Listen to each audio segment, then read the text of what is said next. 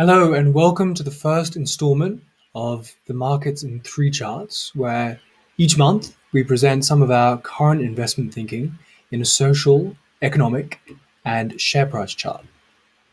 And in this edition, we're focusing on the EU energy market, since the fund has a significant holding in natural gas developer ProValue Energy. And further, we believe the EU is a global trendsetter, meaning there could be implications for energy policy in Australia. Now, the first chart is this bar chart taken from the EU's Green New Deal, which was announced on 14 July 2021.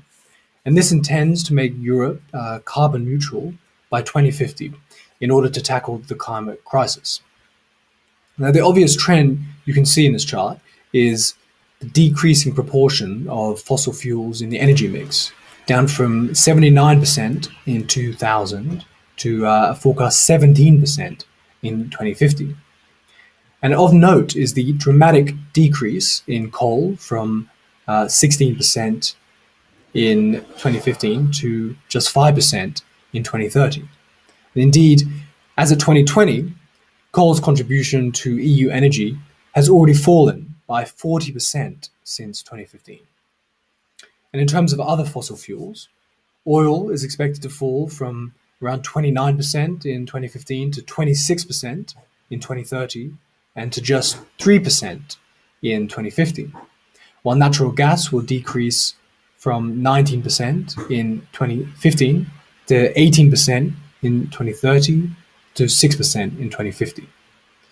Now, the relatively high use of natural gas and the sort of lower decrease in use compared to coal and oil is due to the perception of natural gas as a transition fuel. And that's because it emits 50% less CO2 than coal.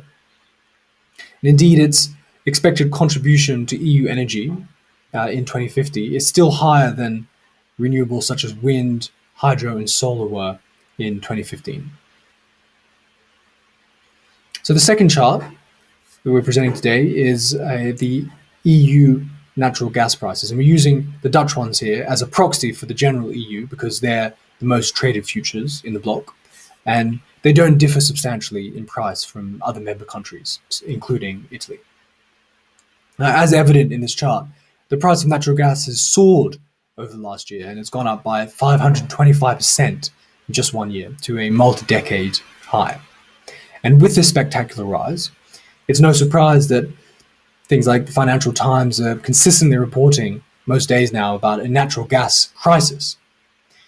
There's an increasing concern about the ramifications of this, including mounting retail electricity prices and the risk that European energy suppliers who have customers on fixed price energy tariffs will go out of business, and also the impact on industry due to skyrocketing energy costs.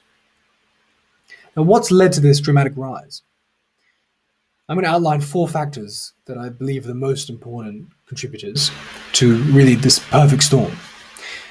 The first is the EU energy transition, as outlined above, which has seen a meaningful decrease in coal consumption. And with renewables unable to fully fill the vacuum, a greater reliance on natural gas as a transition fuel has taken place. Secondly, energy demand has considerably increased in post-lockdown Europe and also in Asia, which is the largest consumer of natural gas in the world. Thirdly, on the supply side, supply has been limited by the shock of Hurricane Ida in the US, as well as Russia, which has curbed its exports to Europe, at least. And fourthly, there hasn't been a significant increase in new natural gas projects due to a lack of investment, with funding focused on renewables. The big question is, what does the future hold? With global demand for natural gas expected to increase by 3% per annum between now and 2040, and a lack of committed investment in the sector, consultancy Wood Mackenzie has forecast a shortfall of 160 million tonnes of natural gas by 2035. And this should see continued pressure on prices. The third and final chart I'm going to share with you today is ProValue Energy, which is listed on the ASX as PVE. Now, the H&G High Conviction Fund has 10% of its capital allocated in the shares of PVE. And it's actually been a solid contributor to the fund's performance over the last 5 years. The average cost is about 1.8 cents per share compared to the last price of 2.6 cents per share. And for full disclosure, I personally own shares in PVE, as does the immediate family. Now, what are the company's assets? PVE's two main assets are natural gas fields in Italy, and both have been successfully drilled previously. And the first is Selva, an onshore field near Bologna, and the second is Teodorico, an offshore field in the Adriatic. According to an independent valuation in 2019, the proven and probable reserves of both fields are worth around 5.6 cents per share to PVE, which is about 115% above the present price. Now, strikingly, this valuation used a natural gas price input of $6 per million British thermal unit, which is about 75% lower than the current price of $25. And at this price, the current price of $25, the fields could be worth something like 50 cents per share, which is a very large figure of 1,800% above the present share price. Now, what's been some of the main drivers of the share price of PVE over the last 10 years?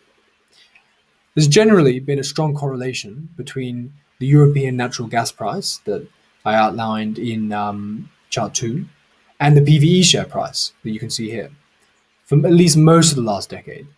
So both fell from 2013 to 16, and they rallied quite strongly into 2019, and then fell in the first half of 2020 in line with most prices falling due to COVID. However, over the past year, the natural gas price, as we've seen, has risen by 525%, while PVE's share price has remained flat. Now, we believe this is because the company is simply not on investors' radars, and shares are very tightly held, with the top 5 shareholders, which includes the board and management, owning 60% of the company. Now, what does the future hold? The company has been progressing through the permitting process for Selva and Teodorico, and business conditions in Italy have dramatically improved since Mario Draghi became Prime Minister in February 2021. And just 2 months after this, PVE received its key environmental approvals and expects full permitting by the end of this year, with production to commence at Selva in mid-2022. PVE is fully funded, and with minimal infrastructure required at Selva, with the well just 1 kilometer from the national grid, the company is ready to develop its assets. So I'll leave you with that. Thank you very much for watching, and I look forward to presenting in the next edition of 3 Charts.